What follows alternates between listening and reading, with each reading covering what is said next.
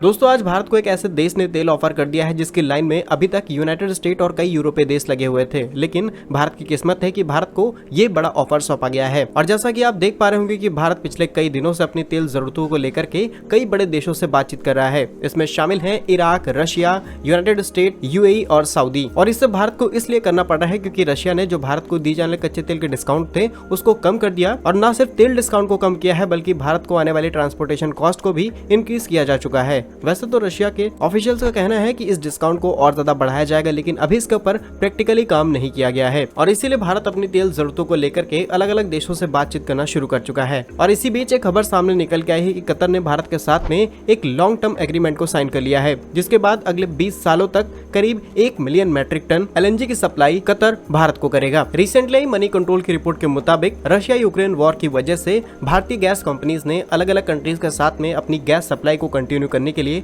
कई बड़े एग्रीमेंट्स को फाइनलाइज किया था, ताकि ग्लोबल मार्केट में आने वाले फ्लक्चुएशंस भारत को फेस ना करने पड़े। और इसी चीज को ध्यान में रखते हुए गेल यानी gas authority of India limited ने करीब 1 मिलियन मैट्रिक टन एलएनजी खरीदने के लिए एक लॉन्ग टर्म एग्रीमेंट फाइनलाइज किया था विद कतर। गेल और कतर के बीच में हुआ ये एग्रीमेंट करीब 20 सालों के लिए है और बताया गया है कि 2028 के बाद यहाँ पर जो गैस की सप्लाई है वो और ज्यादा बढ़ा दी जाएगी, यानी कि एक साल में करीब 8.5 मिलियन टन एलएनजी की सप्लाई कतर से की जाएगी। और यदि नजर डाली जाए दोनों देश के बीच में होने वाले ट्रेड्स पर, तो 2021 और 22 के बीच में दोनों देशों ने अपने बायलैटरल ट्रेड में करीब 15.03 बिलियन यूएस डॉलर की डील्स की थी। वहीं दोनों देशों के बीच में जो ट्रेड डेफिसिट है वो बहुत ज्यादा है, क्योंकि भारत कतर को कुछ खास चीजें एक्सपोर्ट नहीं कर पाता है, लेकिन कतर से इंपोर्ट ज्यादा करता है। साल 2021 में भारत ने कतर को सिर्फ 1.83 बिलियन यूएस डॉलर के ही इक्विपमेंट्स एक्सपोर्ट किए हैं। वहीं इंडिया ने कतर से करीब 7.93 बिलियन यूएस डॉलर के इंपोर्ट्स को किया है। और हम मेजोरिटी कतर को ज्वेलरी, राइस, रिफाइंड पेट्रोलियम और कई पेट्रोलियम प्रोडक्ट ही एक्सपोर्ट करते हैं। इसके अलावा बात की जाए इंपोर्ट्स की, तो ट्रेड इकोनॉमिक्स के डेटा के मुताबिक